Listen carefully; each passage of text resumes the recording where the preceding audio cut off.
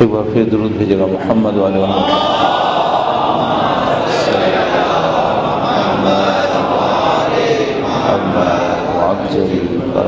فاتحہ. بسم اللہ الرحمن الرحیم الحمد للہ رب العالمین. درود بھیجے گا محمد والے محمد.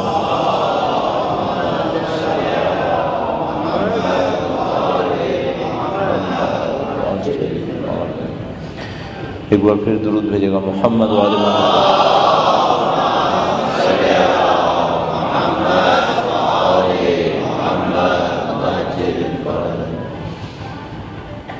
اعوذ باللہ من الشیطان الرجیم. بسم اللہ الرحمن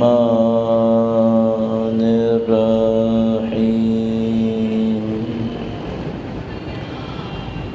الحمد للہ رب العالمین والصلاة والسلام علی سید الانبیاء والمرسلین حبیب الہ العالمین بالقاسم محمد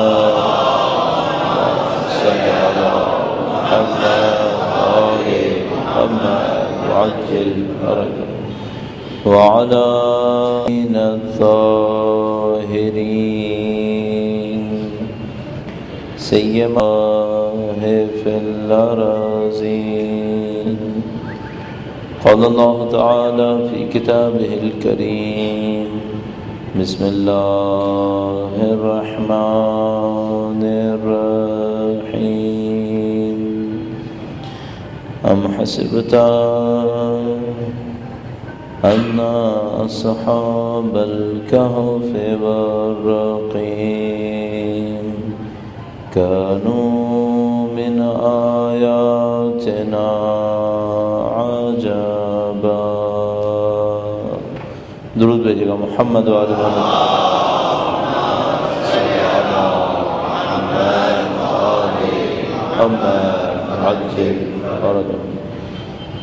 پروردگار عالم کا انتہائی احسان ہے اس نے ہمیں اور آپ کو اس پرآشوب دور میں مادہ پرستی نفس پرستی کے اس دور میں اہل بیت اطہار علیہ السلام کی در سے متصل قرار دیا ہے.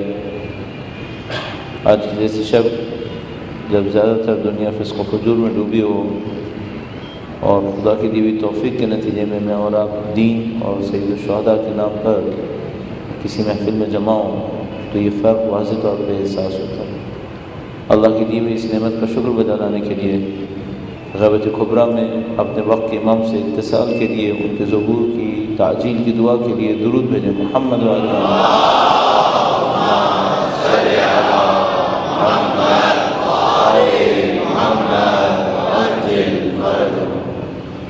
پروردگار عالم نے قرآن کریم کے اندر گویا اس نقشے کو بیان کیا ہے جس کے اوپر خدا چاہتا ہے کہ میں اور آپ عمل کریں. قرآن کریم ایک ایسے ڈھانچے کی مانند ہے ایک ایسے نقشے کی مانند ہے جس کے اوپر جتنا میں اور آپ عمل کرتے چلے جائیں گے اس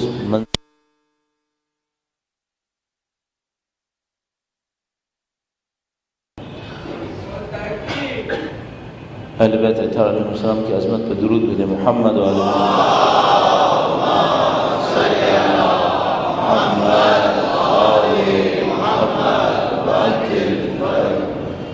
قرآن کریم میں یہ ہدایت ہے کہ ہمیں کس نقشے کے اوپر چلنا ہے، کس راستے کے اوپر چلنا ہے. اس نقشے کے اوپر چلیں گے، اس راستے کے اوپر چلیں گے، ایک خاص منزل تک پہنچیں گے. خدا تعالیٰ قرآن کریم کے ذریعے سے بتاتا ہے وہ کائنات کو کیسا دیکھنا چاہتا ہے، فرد کو کیسا دیکھنا چاہتا ہے، معاشرے کو کیسا دیکھنا چاہتا ہے. یعنی اگر انتہائی مجازی انتہائی مسامحے کے اوپر مبنی تعبیر ہو تو ہم کہہ سکتے ہیں کہ یہ وہ تصور ہے، قرآن کریم وہ تصور ہے جس کے تحت خدا نے اس کائنات کو خلق کیا ہے. خدا نے یہ کائنات اس تصور کے لیے خلق کی. خدا نے اس کام کے لیے خلق کیا. بالکل ایسے ہی ہے جیسے دنیا کے معیار میں آپ ایک یونیورسٹی کا ڈھانچہ بنا لیتے ہیں اپنے ذہن کے اندر، اس کو کچھ پیپرز کے اوپر ریفلیکٹ کرتے ہیں، اس کے بعد لوگوں کو پیپر دے دیتے ہیں اور کہتے ہیں کہ مجھے اس ٹائپ کی یونیورسٹی چاہیے. یہ جو پیپر میں ریفلیکٹ ہوا ہے یہ کیا ہے؟ یہ آپ کی فکر ہے جو پیپر کے اوپر منتقل ہوئی ہے، اور دوسروں سے آپ نے درخواست کی ہے یا آپ نے حکم دیا ہے کہ آپ اس نقشے کو فالو کریں، اس کے اوپر چلیں. اس نقشے کے اندر یہ بھی لکھا ہے کہ اگر چلیں گے تو کیا ہوگا، آپ اس منزل تک کیسے پہنچیں گے. اور اس جگہ تک پہنچانے کے لیے جو بہترین تعبیر ہمارے پاس بیان ہوئی ہے وہ عبودیت ہے، بندگی کا. یہاں پر میں چند جملات عبودیت کے حوالے سے عرض کروں اور اس کے ساتھ ساتھ عربی زبان کو سمجھنے کی مشکل کے ایک پوائنٹ کو آپ کی خدمت میں عرض کرتا ہوں. درود بھیجیے گا محمد و آل محمد.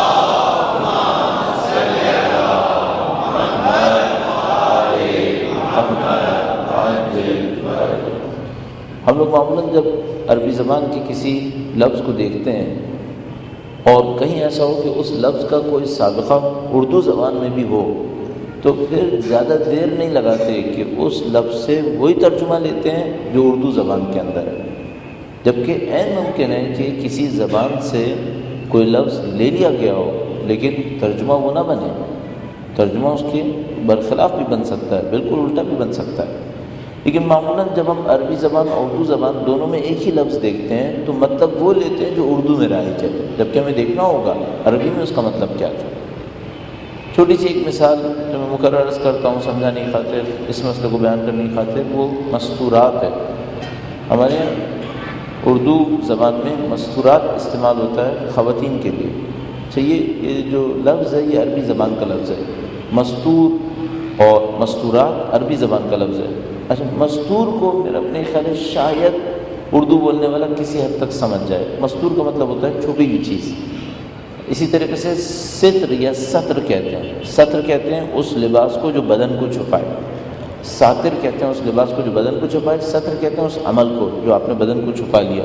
یا اگر پوچھتے ہیں نماز میں نماز پڑھنے والے کا ستر کتنا ہے، کتنے مقدار بدن کا چھپانا ضروری ہے، تو وہ لباس جو ہوگا وہ ساتر ہو جائے گا. مستور کہتے ہیں اس چیز کو جس کو چھپا دیا گیا ہے. اس کے بعد مستورات کیا ہو جائے گا؟ مستورات وہ چیزیں ہو جائیں گی جن کو چھپا دیا گیا ہے. صحیح. اور برصغیر کی منطق میں خواتین کون ہیں؟ مستورات. اس کا مطلب ہے برصغیر، اب اگر ہم اس لفظ کے روٹ سے تھوڑا سا سینس لیں تو برصغیر کے ہاں خواتین وہ وجود ڈیل کی جا رہی ہیں جس کو چھپانا ہے. ٹھیک ہے.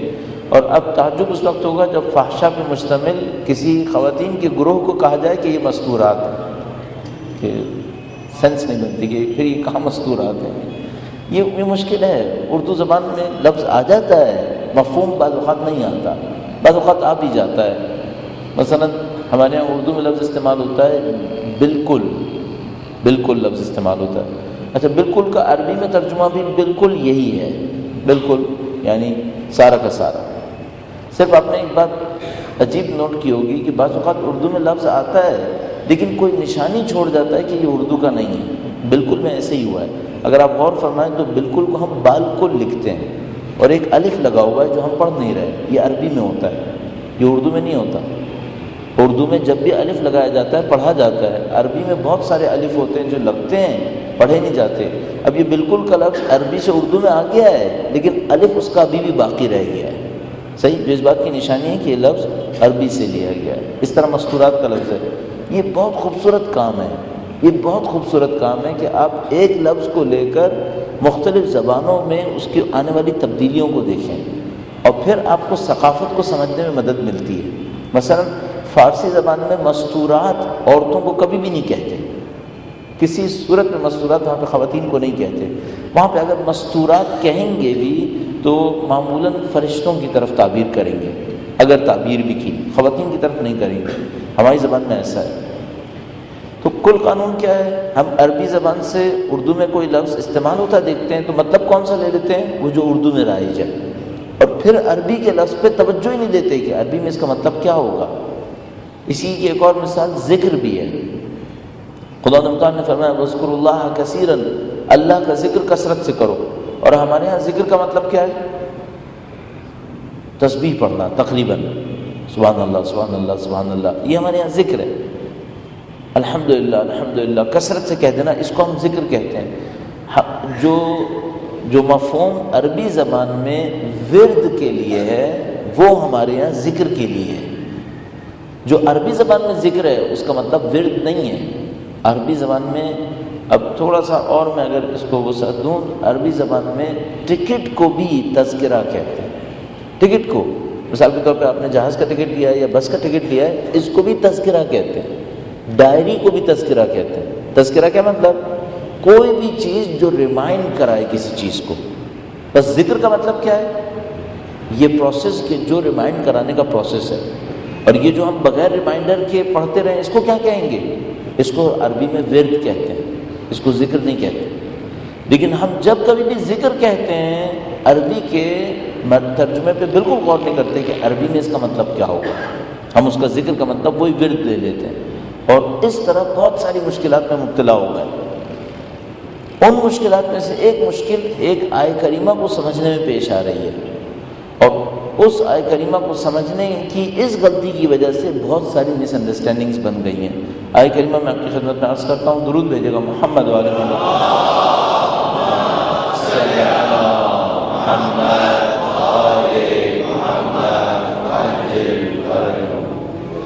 اسی طرح کی ایک مثال میں نے آپ کی خدمت میں پہلے بھی شاید عرض کی تھی، یتلو اور تلاوت کے معاملے میں.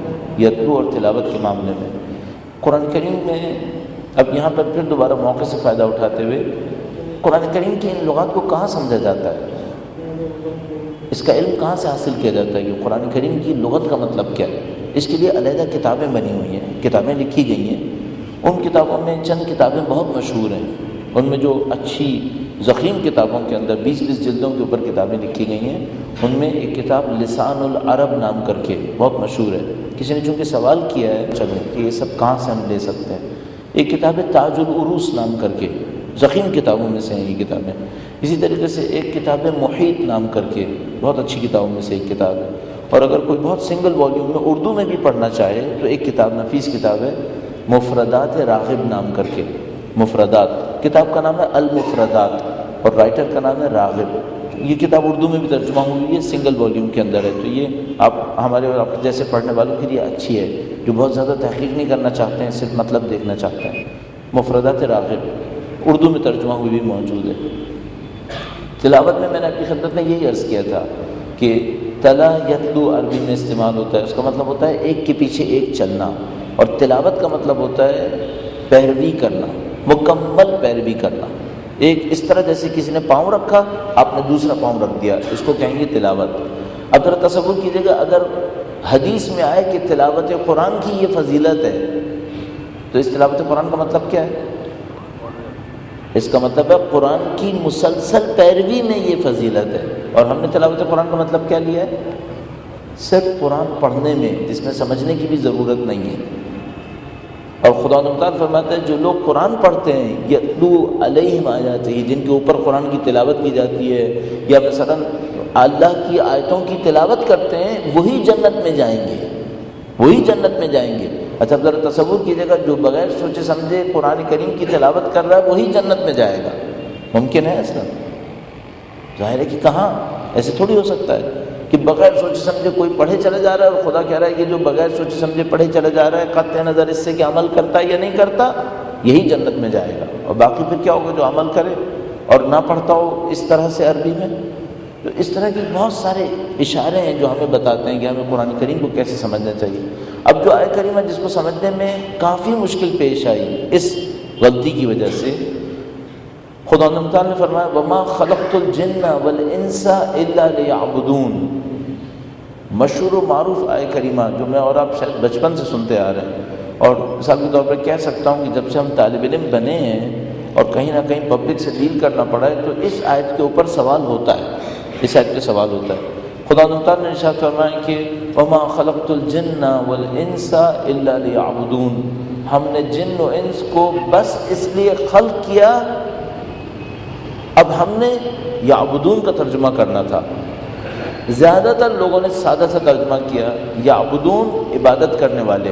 اب معمولاً ترجمہ ہوئے قرآن کریم کے اوپر جب غور فرمائیں گے تو معمولاً آپ کو یہی لفظ ملے گا، اور ہم نے جن و انس کو بس اس لیے خلق کیا کہ ہماری عبادت کریں۔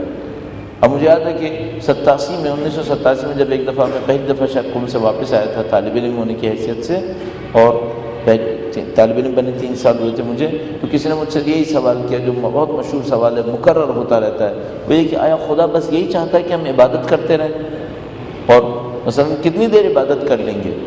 تو صبح کو ہم مثلا آدھے گھنٹے پونا گھنٹے عبادت کر لیں گے، ظہر عصر کے وقت عبادت کر لیں گے، مغرب عشاء کے وقت عبادت کر لیں گے، پانچوں کو علیحدہ علیحدہ کر کے بھی پڑھ لیں تو 5 گھنٹے بنتے ہیں، پھر باقی 19 گھنٹے کیا کریں گے؟ اور آیہ کریمہ فرماتی ہے ہم نے جن و انس کو بس اس لیے خلق کیا کہ ہماری عبادت کریں۔ اب ایک سادہ سا کام یہ تھا کہ ہم یہ دیکھتے ہیں کہ یہ جو ہم نے یعبدون کا ترجمہ عبادت کریں لیا ہے، آیا عربی میں یعبدون کا پہلا مطلب عبادت کرنا ہے؟ وہاں پر عبد کا کیا مطلب ہے؟ وہاں سے ہمیں سمجھ میں آئے گا کہ یعبدون کا مطلب کیا ہے، معبود کا مطلب کیا ہے۔ اور معبود کے اندر بھی یہی مشکل پیش آ رہی ہے۔ ہم معبود کہتے ہیں جس کی عبادت کی جائے، جس کی عبادت کی جائے۔ تو مثال کے طور پر ایک آدمی کھڑا ہوتا ہے، عبادت کر رہا ہے، خدا اس کا معبود ہے، یہ ہمارے نزدیک بالکل صحیح ہے، ایک معنی میں صحیح بھی ہے، لیکن ہمیں دیکھنا پڑے گا گہرائی کیا ہے اس کی۔ تو ہم سب سے پہلے شروع کریں گے عبد کے لفظ سے۔ عبد کے لفظ کا مطلب کیا ہے؟ چونکہ وہ اس کا روٹ ہے، ہر عربی لفظ کا ایک روٹ ہوگا، ایک ہے ایک سے زیادہ، آپ کو جا کے روٹس میں چیک کرنا پڑے گا کہ روٹ کا مطلب کیا ہے۔ تو یعبدون، معبود، عابد، سب کا روٹ ہے عبد، اور عبد کا مطلب متفقن علیہ، آپ کو بھی اور ہمیں بھی پتہ ہے عبد کا مطلب ہوتا ہے غلام۔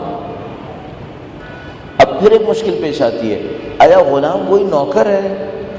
آیا غلام وہی نوکر ہے؟ مثلا ہمارے معاشرے میں جو نوکر ہوتا ہے آیا وہی غلام ہوتا ہے؟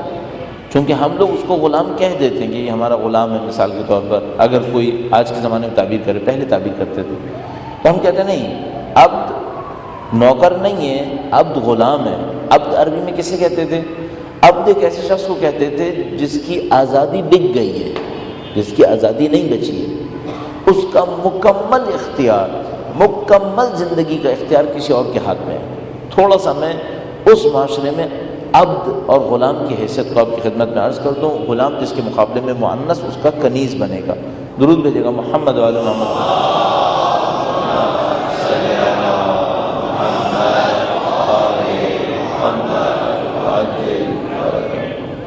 اب کسے کہتے تھے؟ اب کہتے تھے اس شخص کو جس کی آزادی بک گئی تھی، اسے کسی جگہ سے خرید لیا گیا تھا۔ پھر میں برسبیل تذکرہ عرض کرتا چلوں، مغربی ممالک ہم پہ بہت زیادہ فخر سے کہتے ہیں ہم انسانی حقوق کے چیمپئن ہیں، مثال کے طور پر ہمیں انسانی حقوق سکھاتے ہیں۔ جس غلامی کا اسلام نے 1400 سال پہلے مقابلہ کیا، ان کے ہاں پچھلی 150 سال پہلے تک نافذ تھی۔ امریکہ میں 1860 کے بعد غلامی کے اوپر پابندی لگی ہے، ابراہیم لنکن کے دور کے بعد پابندی لگی ہے، اس سے پہلے غلامی نافذ تھی۔ ابھی یو کے اندر ایک میوزیم بنا ہوا ہے جہاں پر دکھایا گیا ہے کہ یو کے میں ایسے میوزیمز بنے ہوئے تھے جہاں کالے انسانوں کو زندہ زندہ کو رکھا جاتا تھا تاکہ لوگ آ کر دیکھیں، بالکل ہیومن زو کی طرح، انسانی زو کی طرح، چڑیا گھر کی طرح بلیکس کو رکھا جاتا تھا، جس کو جو انگلینڈ میں ہوتا تھا، لندن میں ہوتا تھا، اور لوگ ان کو آ کے دیکھتے تھے۔ ابھی 200 سال پہلے یہ سب ہوتا تھا، جبکہ اسلام 1400 سال پہلے اس سے لڑ چکا تھا، اور اسلامی ممالک کے اندر تقریباً 1200 سال پہلے غلامی ختم ہو گئی تھی۔ ان کے ہاں ابھی 150-200 سال پہلے تک غلام جانوروں کی طرح شوکیسز میں رکھے جاتے تھے اور پنجروں میں رکھے جاتے تھے کہ لوگ ان کو آ کے دیکھتے تھے۔ اس کے بعد یہ انسانی حقوق کے چیمپئن ہو گئے۔ ان کے عورت کا کیا مقام ہے؟ 20ویں صدی کے شروع میں یہ فیصلہ ہوا ہے کہ عورت کو بھی انہیریٹنس میں ملے گا، عورت کو بھی جائیداد میں ملے گا، اس سے پہلے نہیں تھا ان کے پاس۔ برطانیہ میں خواتین کے ووٹ ڈالنے کے لیے جو اسٹرگل ہوئی ہے وہ پہلی جنگ عظیم کے قریب ہوئی ہے۔ پہلی جنگ عظیم سے پہلے عورتوں کے پاس حقوق نہیں تھے کہ وہ ووٹ ڈال سکیں گے۔ اسلام کب تھا؟ اسلام کب اہمیت دے رہا تھا ان مسائل کو؟ 1400 سال پہلے سب کچھ سکھا رہا تھا۔ جو اسلامی معاشروں کے اندر عورت کا مقام تھا وہ بہت آسانی سے انسان دیکھ سکتا ہے، کتنی آزادی تھی، کتنا وقار تھا، کس طریقے سے زندگی تھی۔ اس کے بعد ہم لوگ چونکہ غلامی میں چلے گئے، جیسے کہ میں نے آپ کی خدمت میں چند مجالس پہلے عرض کیا کہ ہم ان کی تعلیمی نظام کے اندر ہم غلام بن گئے، تو انہوں نے جو ہمیں سکھانا تھا ہمیں سکھا دیا۔ من جملہ ایک چیز انہوں نے سکھائی کہ جتنے بھی علم شروع ہوئے سب یونان سے شروع ہوئے۔ گویا یونان سے پہلے دنیا جاہل تھی، دنیا کے پاس کوئی علم نہیں تھا، اور سارے سائنسز اچانک گویا یونان میں کہیں پھوٹنا شروع ہو گئے اور وہاں سے پوری دنیا کو پھیل گئے۔ انتہائی ایبرپٹ چیزیں ہیں یہ، انتہائی فضول چیزیں ہیں۔ اس سے پہلے پوری انسانیت کے پاس کوئی سائنس نہیں تھا، تو یونان میں پھر کہاں سے آیا تھا؟ کیا وحی ہوئی تھی وہاں پر کہ وہاں پہ سائنس بننا شروع ہو گئے تھے؟ اور اگر ایسا نہیں تھا تو 4000 سال پہلے مصر کے اندر احرام کس نے بنائے تھے؟ اور جو چین اور ہندوستان کے اندر 3-3 ہزار 4-4 ہزار سال پہلی ثقافت ہے وہ کس نے بنائی تھی؟ یونان کو آئے ہوئے 2500 سال ہوئے ہیں۔ آپ کے پاس جو موہنجو داڑو کی تہذیب ہے یہ 4000 سال پرانی ہے۔ اگر یونان تمام دنیا کے سائنسز کا آغاز تھا تو یہ ساری تہذیبیں پھر کہاں سے آئی تھیں؟ یہ سب کا سب انہوں نے اپنی استعماری اور استکباری دور سے فائدہ اٹھاتے ہوئے ہم لوگوں کو اس طرح سے سکھایا، ورنہ ہرگز ایسا نہیں تھا۔ مسلمانوں کے اوپر جو کچھ دور گزرے ہیں وہ بحمدللہ رب العالمین اس سے زیادہ اچھے ہو جانے چاہیے تھے جو اس وقت مسلمان مبتلا ہے۔ اگر ہم لوگ سمجھتے ہوتے کہ انہوں نے ہمیں کہاں کہاں دھوکہ دیا، کس طریقے سے ہمیں دھوکہ دیا۔ بہرحال اس زمانے میں غلام کا تصور یہ تھا کہ اس کی آزادی بکی ہوئی ہوتی تھی، جو مالک ہوتا تھا وہ جو کہے گا وہ کرنا پڑے گا۔ کوشچن نہیں ہوتا تھا کہ لاجیکل کہہ رہا ہے یا منطق سے باہر کہہ رہا ہے۔ مثلا اگر کوئی آدمی اپنے غلام سے کہے کہ تم باہر کھڑے ہو جاؤ اور اب ساری زندگی تم باہر کھڑے رہنا، گھر میں نہیں آنا، کوئی کوشچن نہیں کر سکتا تھا کہ یہ گھر میں کیوں نہیں آئے، یہ ظلم کر رہے ہو تم اس کے اوپر، نہیں، اس قسم کا کوئی کوشچن نہیں تھا۔ اس زمانے میں، کفر کے زمانے میں اس طرح سے تھا، یہ غلام ہوتا تھا۔ اب ذرا تصور کیجیے گا خدا کیا کہہ رہا ہے؟ خدا کہتا ہے اگر کمال پہ پہنچنا چاہتے ہو انسانوں کی غلامی نہیں کرو، خدا کی غلامی کرو، خدا کی غلامی کرو۔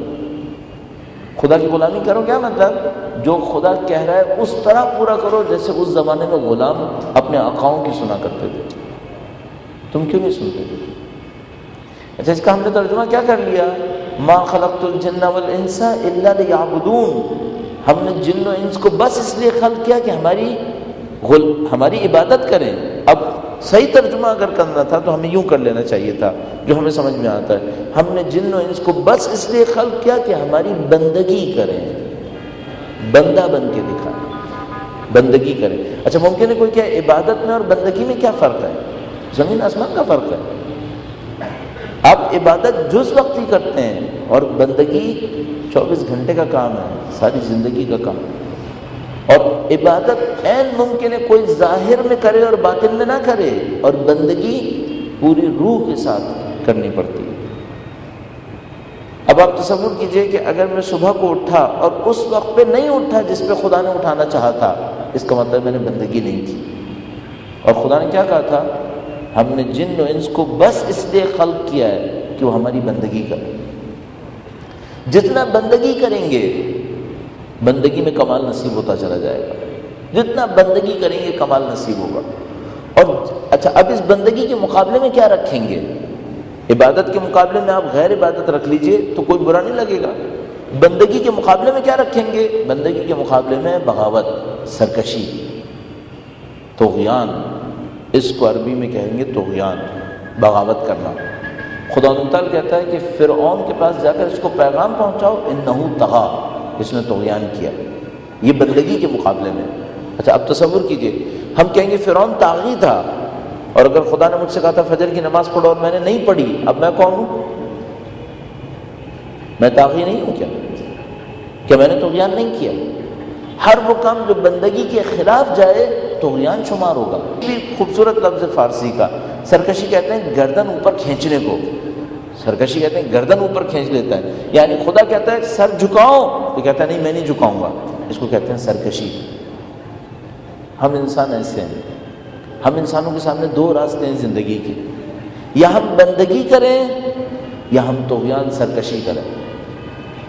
اور طے شدہ بات ہے کوئی خدا کی سرکشی اور طغیان کر کے بچ نہیں پائے گا، کہیں نہیں پہنچ پائے گا۔ یہ پورا نظام خدا کا بنایا ہوا نظام ہے، اس کی بہت خوبصورت ایک مثال ہے. درود بھیجے گا محمد وعلی محمد.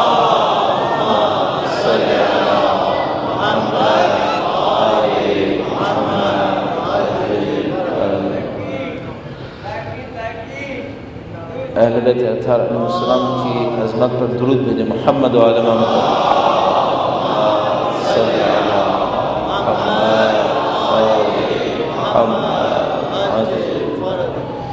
بس انسان کے سامنے دو راستے ہیں، یا وہ بندگی کرے گا یا وہ طغیان کرے گا. اچھا، اگر وہ طغیان کرے گا تو کیا ہوگا؟ پوری کائنات بندگی کر رہی ہے، پوری کائنات بندگی کر رہی ہے. پھر میں تھوڑا سا اسی علم لغت سے فائدہ اٹھاؤں. اس کی بہت خوبصورت ایک تشریح تسبیح کی صورت میں آتی ہے ہمارے سامنے. ہم نے اور اپنے تسبیح کا لفظ بہت زیادہ سنا ہے، اور تسبیح کو ہم پڑھتے بھی ہیں، استعمال بھی کرتے ہیں. تسبیح کا لفظ عربی کے ایک لفظ سے نکلا ہے سبح، سبحہ اور سباحہ. سباحہ عربی میں کہتے ہیں تیراکی کو. کوئی پانی کے اندر تیرے، اس کو کہتے ہیں سباحہ، کہ مثلا تیرنا. سباحت کہتے ہیں تیرنے کو. اچھا، تیرنے میں کیا ہوتا ہے؟ تیرنے میں یہ ہوتا ہے کہ جب تک آپ پانی سے لڑ رہے ہیں آپ نہیں تیریں گے، آپ ڈوب جائیں گے. اور جب آپ پانی کے ساتھ سازگار ہو جائیں گے اب آپ تیریں گے. اچھا، اگر پانی کے فلو میں تیریں گے تو تیرنا بہت آسان ہے، جلدی پہنچ جائیں گے. اور فلو کے اگینسٹ تیریں گے بہت طاقت لگائیں گے اور نہیں پہنچ پائیں گے. اب ان دو پوائنٹس کو لے لیجیے گا.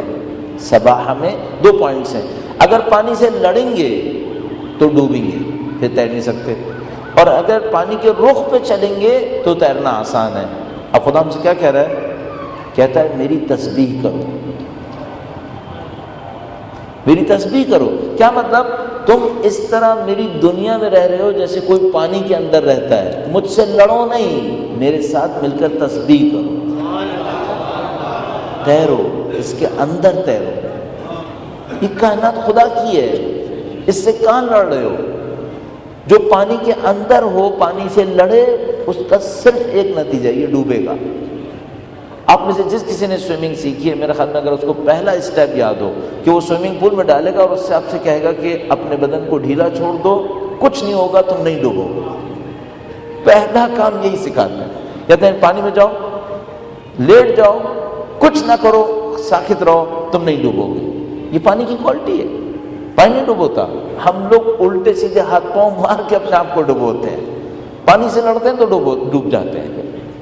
تو خدا یہ کہہ رہا ہے کہ بھائی یہ پوری کائنات، یہ جو پوری کائنات ہے یہ میرے حکم پہ تیر رہی ہے. یہ سب میری تسبیح کر رہے ہیں. تسبیح کا مطلب کیا ہوا؟ سب میرے بنائی ہوئی کائنات میں تیر رہے ہیں. تم کیا کرو؟ تم بھی میری تسبیح کرو. تم کہاں ادھر ادھر جا رہے ہو؟ یہ جو میں نے آپ کی خدمت میں جملہ عرض کیا نا، تم کہاں ادھر ادھر جا رہے ہو، یہ قرآن کا ارشاد ہے. اینا تذہبون، کہاں جا رہے ہو تم لوگ؟ اینا تذہبون. پانی میں رہ کے پانی سے لڑ رہے ہو. اب ذرا تصور کیجئے کہ جب کوئی انسان اس دنیا میں رہ کے خدا سے لڑتا ہے، خدا سے طغیان کرتا ہے، بغاوت کرتا ہے، تو جس زبان سے بغاوت کر رہا ہوتا ہے وہ بھی خدا کی ہے، اور جس جسم سے بغاوت کرتا ہے وہ بھی خدا کی ہے. جس فکر سے سوچتا ہے بغاوت کے لیے وہ بھی خدا کی ہے، اور جو خون دوڑ رہا ہے یہ بھی خدا کا ہے. سب کچھ خدا کا ہے. کچھ نہ کرے، اتنا کرے کہ اب یہ انسان نہ ہو، یہ بھی نہ کرے نہ ہو، ارادہ کرے کہ مزید نہیں چاہیے، ختم. ہم لوگ صرف خدا کے ارادے کے اثر ہیں، بلکہ صرف ارادہ ہے اور کچھ نہیں ہے. خدا کو کہنے کی ضرورت نہیں ہے، خدا کو کرنے کی ضرورت نہیں ہے. ارادہ نہ ہونا کافی ہے. ہم فانی ہیں، ہم ختم ہو جائیں گے. میں نے شاید آپ کی خدمت میں ایک مثال عرض کی تھی، میں دوبارہ مثال عرض کرتا ہوں. درود بھیجے گا محمد وعلی محمد.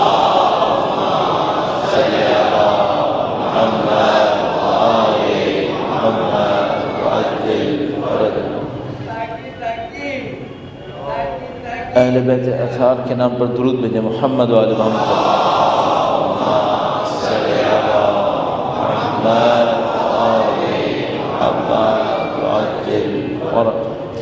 اور کہیں پہ میں نے مثال دی تھی، شاید آپ کی خدمت میں شاید یہاں نہ دی ہو، کہیں اور دی ہو، جیسے یہ جو بلبس وغیرہ جل رہے ہیں کسی پاور ہاؤس سے اپنی لائٹ کو لے رہے ہیں.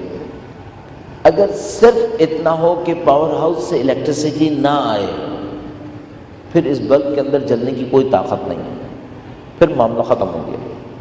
صرف اتنا ہو خدا ہمارے وجود کا ارادہ نہ کرے. اچھا، جیسے خدا ہمارے وجود کا ارادہ نہیں کرے گا ہماری سانس رک جائے گی، ہم گر جائیں گے اور ہم مر جائیں گے. نہیں، ہم مریں گے نہیں، ہم نہیں ہوں گے. مرنے پر بھی کچھ بچ جائے گا. اگر خدا ارادہ نہیں کرے گا تو ہم ہوں گے ہی نہیں، ہم عدم ہیں، پھر ہم کچھ نہیں ہیں. پھر اب ہم تصور فرمائیں، ہم اور خدا ایسا نہیں ہے کہ جیسے میں ہوا پہ ڈپینڈنٹ ہوں کہ اگر ہوا نہیں ہوئی تو میں سانس گھٹنے کی وجہ سے مر جاؤں گا اور میری ڈیڈ باڈی یہاں پڑی ہوگی. نہیں، ایسا نہیں ہے. بس یہ جو مثال میں نے دی، میں نے اس میں کمی کر دی. اگر پیچھے پاور ہاؤس سے الیکٹریسٹی نہیں آتی تو بلب رہتا ہے، جلتا نہیں ہے. اگر ایسا ہو کہ جیسے ہی پاور ہاؤس آف ہو یہاں سے سب بلب اور تار سب غائب ہو جائیں. ہم ایسے ہیں، ہم ایسے ہیں. اگر خدا کا ارادہ نہ ہو یہاں کچھ نہیں ہے، یہاں کچھ نہیں ہے. اور میں آپ کی خدمت میں عرض کر دوں، خدا نے ایک جگہ پہ ہمارے نفس کے اندر نشانیوں کی نشانی بیان کی ہے، ہمارے نفس کے اندر، کہ ہمارے نفس میں خدائی نشانیاں ہیں. اس نشانی کو آپ بالکل اس طرح سمجھ سکتے ہیں، سادہ سیدھے، تھوڑی سی دیر کے لیے، اور بہت جلدی میں ہم یہ کام کریں چونکہ ہم موضوع کو شروع نہیں کر پائے ابھی تک. مجھے کہ اگر آپ اپنے ذہن کے اندر ایک درخت سوچیں اور اس درخت کو اونچا سوچ لیجئے. مثلا فرض کیجئے یہ چھت جو ہے، مجھے نہیں معلوم کتنے میٹر اونچائی ہوگی، فرض فرماتے ہیں کہ ہم نے سوچا ہے کہ تقریباً 8 میٹر اونچائی ہوگی. آپ 8 میٹر کا نہیں سوچیے، 80 میٹر کا درخت سوچ لیجئے. 80 میٹر کا درخت سوچ لیجئے. کتنا چوڑا سوچیں گے؟ اتنا چوڑا سوچیے کہ جیسے اس کا تنا اس پورے ہال کے اندر ایک تنا آیا ہوا ہو. اتنا بڑا درخت ہے، 80 میٹر اونچا ہے. اب سوچیے کہ کچھ نہیں ہے، میدان ہے. کیا وہ درخت کہہ سکتا ہے کہ میں نہیں جانا چاہتا؟ کتنی دیر لگی آپ کو بنانے میں اور کتنی دیر لگی مٹانے میں؟ ہم صرف خدا کا ارادہ ہے اور کچھ نہیں. ہمارا بنایا ہوا درخت کوئی پھل نہیں دے سکتا تھا، اس کے پھل میں مٹھاس نہیں تھی. خدا اس طرح خلق کرتا ہے، اس طرح مارتا ہے، اور اس کے پھل میں مٹھاس بھی ہوگی، سب کچھ ہوگا. ہم لوگ صرف خدا کا ارادہ ہے. شاید ویسٹرن اسکالرز میں، مغربی فلسفیوں میں صرف ہیگل تھا، شاید، جو مجھے سمجھ میں آتا ہے ابھی تک جتنا تھوڑا بہت میں نے پڑھا، شاید صرف ہیگل تھا جس کو یہ بات سمجھ میں آ گئی تھی کہ بات کہاں تک ہے. صرف مشکل شاید اس کے ساتھ یہ ہوئی کہ اس کی جو ٹرائنگل تھی وہ اپ سائڈ ڈاؤن تھی، وہ نہیں سمجھ پایا کہ معاملہ کس طرح سے ہوگا. ورنہ شاید وہ اس بات کو سمجھ گیا تھا کہ ہم لوگ کچھ نہیں ہیں، ہم لوگ کسی اور کا ارادہ ہے بس. البتہ وہ کہتا تھا ہم کسی بہت بڑی مخلوق کا ارادہ ہے. نہیں سمجھ پایا کہ اگر ہم کسی کا ارادہ ہوں گے تو پھر مخلوق کا نہیں ہوں گے، پھر ہم خالق کا ارادہ ہوں گے. ایک عجیب معاملہ ہے. ہم لوگ اس طرح سے ہیں. اب ہمارے لیے حکم کیا ہے؟ ہمارے لیے حکم یہ ہے کہ ہم بندگی کریں. بندگی کریں. جتنا بندہ بنیں گے ہم اپنے کمال کی طرف بڑھیں گے. اور فارسی میں ایک نفیس جملہ استعمال کرتے ہیں، کہتے ہیں تا بندیم تا بندے. تا بندے کہتے ہیں روشن کو، چمکدار کو. تو کہتے ہیں جب تک بندے ہیں ہم روشن اور چمکدار ہیں، اور جیسے ہی بندگی سے باہر نکلیں گے سب کا سب ختم ہو جائے گا. کتنی بندگی چاہیے؟ ہر چیز میں بندگی چاہیے. ہر چیز میں بندگی چاہیے. کہیں پر بھی سرکشی نہیں چاہیے. جتنی دیر سرکشی کریں گے نقصان کریں گے. اس کا مطلب یہ ہے کہ ہمیں صبح اٹھنے سے لے کر رات سونے تک ایک ایک چیز کا مستحب، مکروہ، مباح، حرام، واجب سب پتہ ہونا چاہیے. ورنہ ہم سرکشی کریں گے. ورنہ سرکشی کریں گے، اور سرکشی اور طغیان کریں گے تو پھر ہماری مصلحت کے خلاف جائے گا. خدا چاہتا ہے ہم بندگی کریں. یہ وہ بندگی کا تصور ہے جس کے لیے خدا نے فرمایا وما خلقت الجن والانس الا لیعبدون. ہم نے جن و انس کو بس اس لیے خلق کیا ہے کہ ہماری بندگی کریں. اچھا، اگر ہم بندگی کریں گے تو خدا کو کیا ملے گا؟ معلوم ہے کہ کچھ نہیں ملے گا. اگر جو آپ نے اپنے ذہن میں درخت سوچا تھا اس درخت کو آپ باقی رکھیں اور اس سے پھل بنانا شروع کر دیں اور آپ کا درخت پھل دینا شروع کر دے اور ایک ایک شاخ سے ایک ایک ٹن پھل ملے، آپ کو کچھ ملا؟ آپ کو کیا ملنا ہے؟ اور آپ اتنے بے نیاز ہیں کہ اس ٹنوں لدے ہوئے درخت کو اگر ایک اشارے میں ختم کریں تو آپ کا کوئی نقصان نہیں ہوگا، اور اگر ایک اشارے میں اس جیسے 50,000 درخت اور بنائیں تو آپ کو کوئی محنت نہیں کرنی ہوگی۔ یہ خدا ہے، وہ اس کائنات کو ختم کرے، 50,000 اور کائنات بنائے جس میں سارے کے سارے انسان فرشتوں کی طرح، اس کو دیر نہیں لگے گی، اور ایک لحظے میں ارادہ کرے کہ 6 ارب 7 ارب انسانوں پر مشتمل کائنات کو ایک لحظے میں نابود کر دے، اس کا کچھ نقصان نہیں ہوگا، سب کچھ کر دے گا۔ پھر کیوں خلق کیا ہے؟ اپنی مخلوق کو حسین دیکھنا چاہتا ہے، اپنی مخلوق کو باکمال دیکھنا چاہتا ہے۔ ہر خالق کی طرح ایسا ہی ہے، ہم میں سے ہر انسان جو کچھ خلق کرنا چاہے گا، جبکہ ہم نہیں کر سکتے، جو کچھ بنانا چاہے گا وہ اچھا بنانا چاہے گا، اور اگر ناقص بنانا چاہے تو اس کا مطلب ہے خود انسان ناقص ہے۔ اچھا انسان اچھی چیز بنانا چاہے گا، اچھا چور اچھی چوری کرنا چاہے گا، چوری میں بھی نقص نہیں چاہے گا۔ ہم اور آپ ایسے ہیں، ہم لوگ اچھا بنانا چاہتے ہیں۔ اس خدا نے انسان بنائے، اچھے بنائے یا برے بنائے؟ اچھے بنائے۔ کیا چاہتا ہے؟ ہم اچھے بنے یا برے بنے؟ چاہتا ہے کہ اچھے بنے۔ اچھے بنیں گے تو اسے کچھ ملے گا؟ اسے کچھ نہیں ملے گا، لیکن وہ چاہتا یہ ہے کہ ہم انسان اچھے بنیں۔ تو ہمیں اچھا بنانے کے لیے اس نے کیا کیا؟ اس نے کہا میں تمہیں سارا نقشہ تفصیل سے بتا کر دوں گا کہ تم یہ کرو گے تو اچھے بن جاؤ گے۔ اس خاطر اس نے انبیاء کو، آئمہ کو صرف پیغام دے کے نہیں بھیجا، بلکہ سیرت کے عملی نمونے کے ساتھ بھیجا کہ تم ان کی زندگی کو دیکھو، ان کا اٹھنا دیکھو، ان کا بیٹھنا دیکھو، ان کا چلنا، بات کرنا، رکنا، ٹھہرنا، سب کچھ دیکھو، تاکہ تمہیں پتہ چلے کہ تم جو بندگی کے راستے پہ چلنا چاہتے ہو وہ راستہ کس قسم کا راستہ ہے۔ اور اگر خدا نے آئمہ اور انبیاء کو صرف پیغام دینے کے لیے بھیجا ہوتا تو پھر یقین فرمائیے وہ ان پیغاموں کو پہاڑوں پہ لکھ دیتا اور لوگوں سے کہتا پہاڑوں پہ جا کے پڑھ لو۔ وہ ان پیغاموں کو تختیوں پہ اتار دیتا اور کہتا ان تختیوں کو پڑھ لو۔ وہ پورے قرآن کریم کو پتوں پہ لکھ کے بھیج دیتا، اور درختوں سے پتے بنتے رہتے، ان پہ قرآن لکھا ہوتا اور لوگوں سے کہتا ہر کوئی انسان اپنی زبان میں پڑھتا رہے۔ اس نے یہ کام نہیں کیا، اس نے انسان کامل کا انتخاب کیا اپنے پیغام کے لیے، ان کو تمام تر کمالات کے ساتھ بھیجا تاکہ ان کی ایک ایک چیز ہمیں ہدایت دے دے کہ ہمیں کس موقع پر کیا کام کرنا ہے۔ اس کو اس نے بندگی کا، اس کو اس نے بندگی کا تم اس راستے پہ چلو۔ اور یہ پھر وہ تربیت کے نظام کا پہلا عنصر بنتا ہے۔ پہلا عنصر یہ ہے کہ آپ کے سامنے ایک آئیڈیل ہے، آپ اس آئیڈیل کی پیروی کریں۔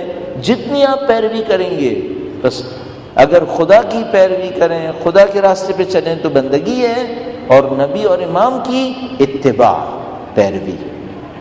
بس خدا کہتا ہے میری بندگی کرو، اور میری بندگی میں میرے حجت کی پیروی کرو اور اطاعت کرو، ان کی اطاعت اور ان کی پیروی کرو۔ حجت جو خدا کے احترام میں درود بھیجے محمد و آل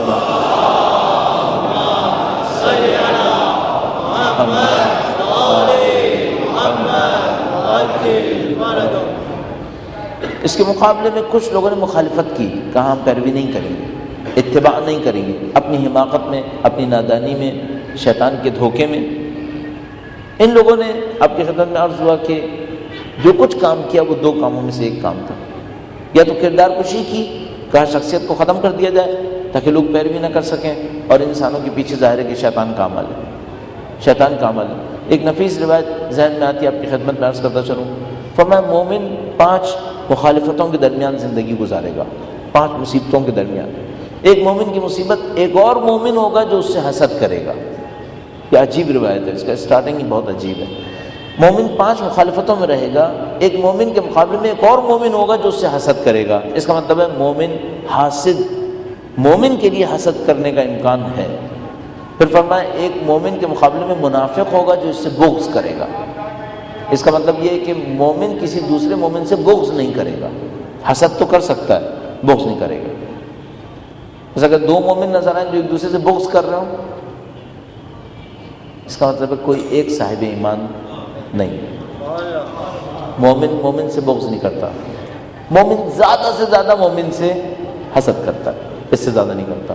فرمایا مومن مومن سے حسد کر رہا ہوگا، ایک مومن اس کے مقابلے میں ایک منافق ہوگا جو اس سے بغض کر رہا ہوگا، ایک مومن اس کے مقابلے میں ایک کافر ہوگا جو اس سے مقاتلہ کر رہا ہوگا، اس سے جنگ کر رہا ہوگا، اور ایک مومن اس کے مقابلے میں ایک شیطان ہوگا جو اسے گمراہ کر رہا ہوگا، اور ایک مومن اس کے مقابلے میں اس کا نفس ہوگا جو اس کو شہوات میں مبتلا کر رہا ہوگا۔ مومن 5 میدان میں جنگ کرے گا، ایک اور مومن جو حسد کرے، ایک منافق جو بغض کرے، ایک کافر جو قتل کرے، ایک شیطان جو گمراہ کرے، اور ایک نفس جو اس کو شہوات میں مبتلا کرے۔ یہ جنگ دائمی ہے، اس جنگ میں کبھی بھی معرکہ ختم نہیں ہوگا، مرتے دم تک یہ معرکہ رہے گا، اور اگر یہ معرکہ ختم ہو جائے تو سمجھ جائیے گا کہ کچھ اور ہو گیا، پھر ایمان کا ٹائٹل خطرے میں ہے۔ اگر کوئی مجھ سے کہے کہ ہم لوگوں کے اتنے دشمن کیوں ہیں، تو میں اس سے کہوں گا پناہ مانگو اس وقت سے جب ہمارا کوئی دشمن نہ رہے، پناہ مانگو۔ اس کا مطلب یہ ہوگا کہ ہم کسی غلط راستے پہ چلنے کے لیے کوئی دشمن نہیں، کیسے ہو سکتا ہے؟ اور وہ تمام دوست احباب جو کہتے ہیں یہ بہت اچھا آدمی ہے، سب اس سے خوش ہیں، تو میں ان سے کہتا ہوں یا تمہارا اسٹیٹمنٹ پہلا غلط ہے یا دوسرا غلط ہے۔ 2 اسٹیٹمنٹ دیے، یہ بہت اچھا آدمی ہے سب اس سے خوش ہیں، یا تو یہ بہت اچھا ہے تو کچھ لوگ اس سے خوش نہیں ہوں گے، یا یہ اچھا نہیں ہوگا تو پھر سب اس سے خوش ہوں گے۔ ورنہ قابل تصور ہے کہ سب مولا امیر المومنین سے خوش نہیں تھے۔ مومن موقف دکھاتا ہے، مومن کبھی اپنی رائے کے اوپر ڈر جاتا ہے۔ مولا فرماتے ہیں المومن کالجبل الراسخ لا تحرکہ العواصف، مومن جبل راسخ کی طرح ہے، راست قامت پہاڑ کی طرح ہوتا ہے، لا تحرکہ العواصف، ہوائیں اس کو ہلا نہیں سکتی۔ کیا ایسے مومن سے کوئی دشمنی نہیں کرے گا؟ قطعاً کرے گا، قطعاً جنگ ہوگی، قطعاً لوگ شہید ہوں گے، قطعاً جنازے اٹھیں گے۔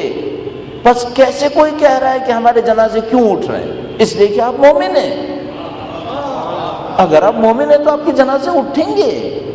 کس قوم نے صاحبان ایمان نے جنازے نہیں اٹھائے جو آپ کہہ رہے ہیں کہ ہمارے جنازے کیوں اٹھ رہے ہیں؟ یہ تو بات ہی سمجھ میں نہیں آ رہی۔ جس طرح ابھی ایک مومن کے اوپر حملہ ہوا، وہ مومن شدید حالت میں خدا سے دعا کرتے ہیں پاک پروردگارہ بے حق اہل بیت اطہار علیہ السلام اس مومن کو شفائے عاجل و کامل نصیب فرما۔ اے پاک پروردگار تمام مومنین جنہوں نے اس دنیا میں قربانیاں دی ہیں دین کی خاطر، ان کی قربانیوں کو اپنی بارگاہ میں قبول فرما، ان کی شفائے عاجل و کامل کے لیے اور تمام دوسرے بیماروں کی شفا کے لیے، مرحومین کی مغفرت کے لیے، اپنی اور ہماری توفیقات میں اضافے کے لیے درود بھیجیں محمد و آل محمد۔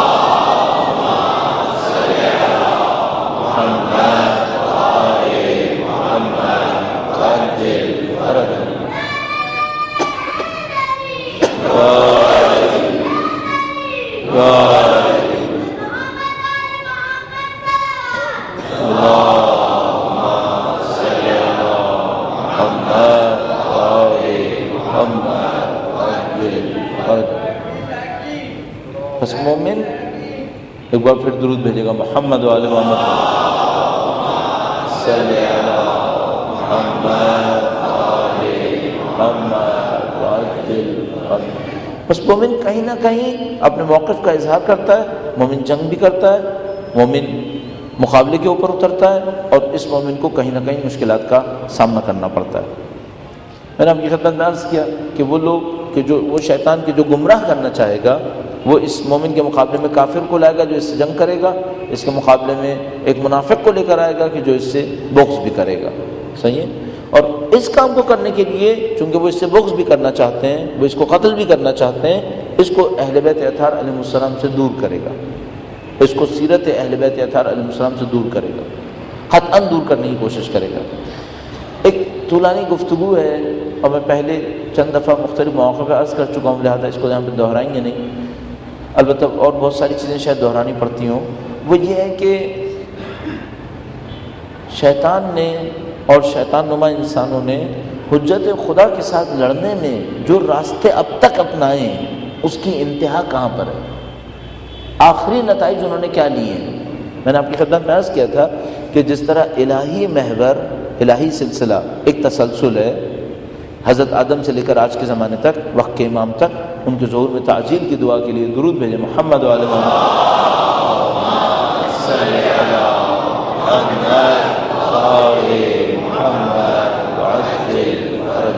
اس طرح شیطان کے نظام میں بھی ایک تسلسل ہے، شیطان کا نظام بھی ایک تسلسل رکھتا ہے۔ اس شیطان کے نظام میں وہ حجت خدا کے ساتھ لڑنے میں مہارت بڑھاتا ہے تو مسلسل مختلف مہارتوں کو استعمال کیا ہے۔ البتہ مجھے یقین نہیں ہے کہ میں اتنی تیزی سے اگر بولوں گا تو اس کا اثر کیا ہوگا، کہیں بات اپنی وزن کھو نہ بیٹھے، چونکہ بعض اوقات آپ کسی اچھی بات کو جلدی میں بیان کرنے میں اس کی ویلیو کو کم کر دیتے ہیں۔ لہذا جس کو تفصیل سے دیکھنا ہو کہیں اور پہ سنیں، لیکن میں صرف ٹاپک عرض کرنا چاہ رہا ہوں کہ شیطان مختلف تجربے کرے گا، اس کے ماننے والے مختلف تجربے کرتے ہیں حجت خدا سے لڑنے میں۔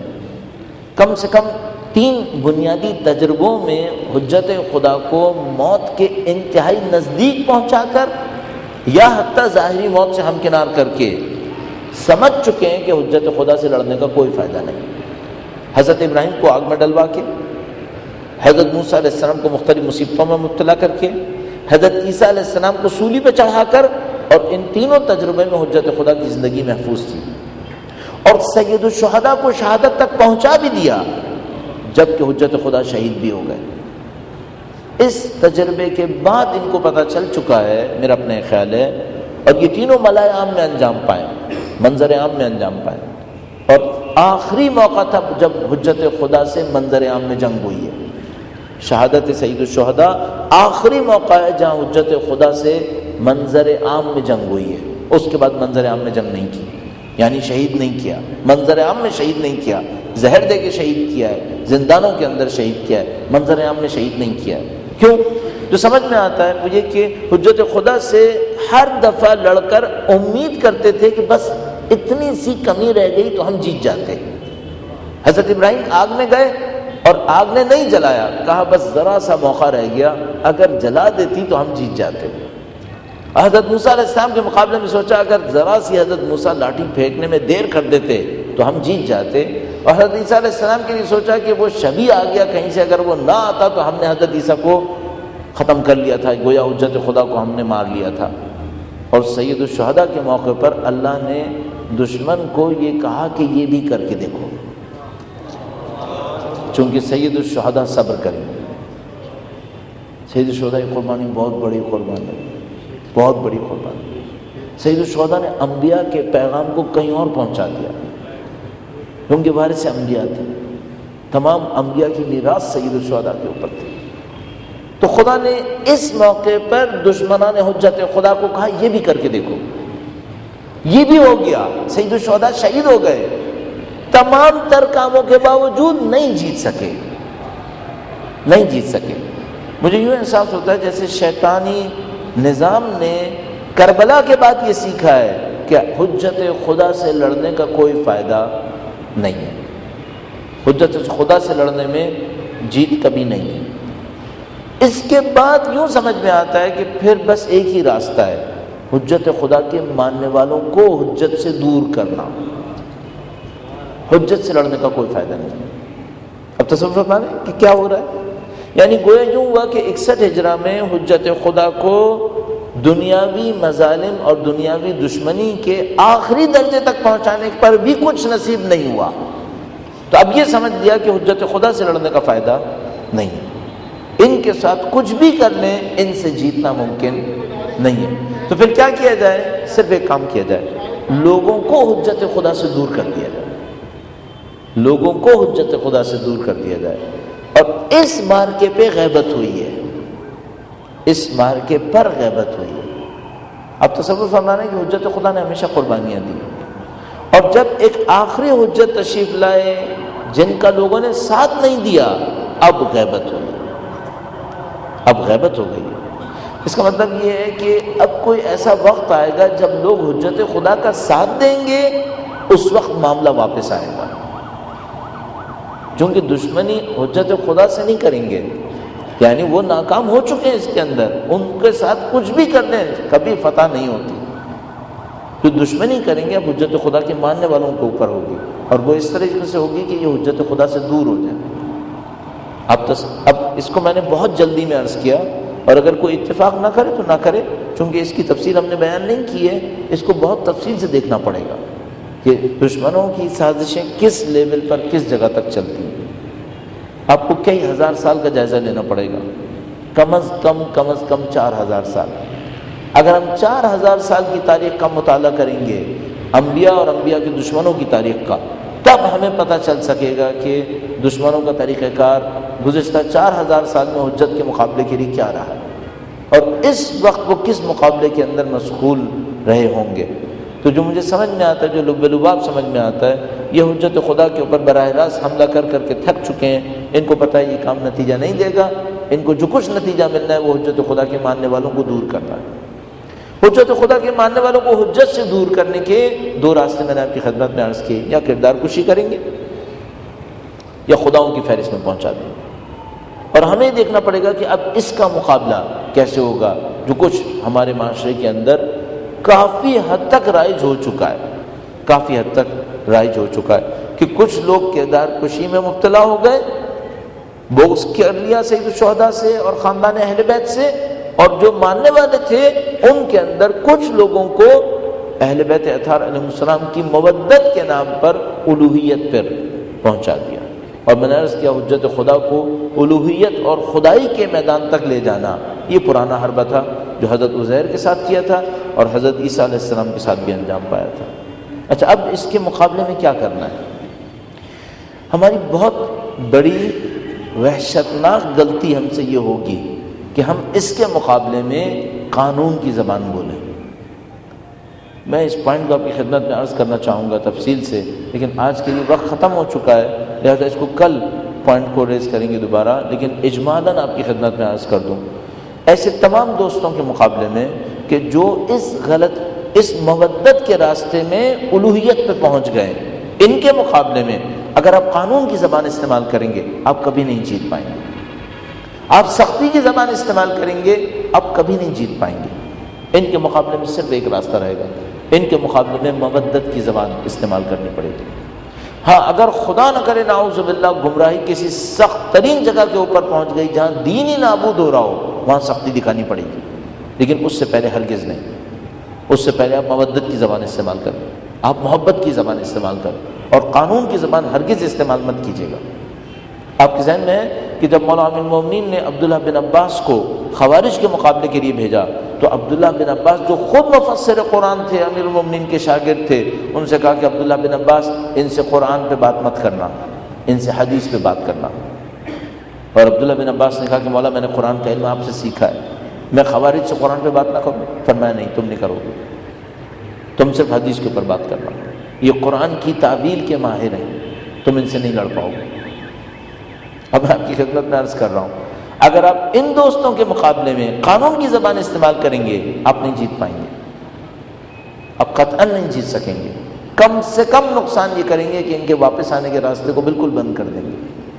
آپ کے پاس صرف ایک راستہ ہے، آپ محبت کی زبان استعمال کریں، آپ مودت کی زبان کو استعمال کریں، اہل بیت اطہار علیہ السلام کی محبت اور مودت کے اندر رہتے ہوئے ان کو واپس لانے کی کوشش کریں۔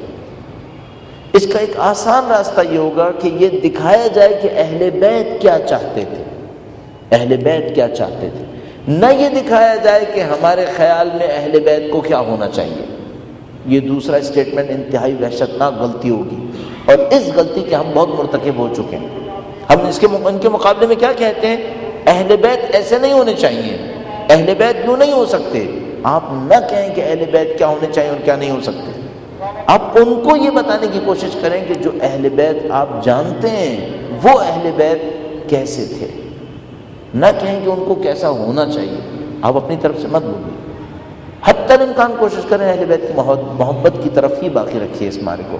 اور میں کل آپ کی خدمت میں عرض کرنے کی کوشش کروں گا، اور یہ معرکہ اس وقت انتہائی شدید جگہ کے اوپر پہنچا ہوا ہے، انتہائی سخت جگہ کے اوپر پہنچا ہوا ہے۔ یعنی اس معرکے کی ایک مثال آپ کی خدمت میں عرض کروں کہ پاکستان سے باہر ایک جگہ کے اوپر کسی اہل علم نے منبر پر ایک روایت پڑھی، مشہور معروف روایت، اور اس روایت کے اندر مولا امیر المومنین نے ارشاد فرمایا رسول گرامی کے بارے میں، دونوں کی ذوات مقدسہ پہ درود بھیجے، محمد و آل محمد، محمد آل محمد وعجل فرجهم یا الہی مدد۔ جواب سید الشہداء درود بھیجے، محمد و آل محمد،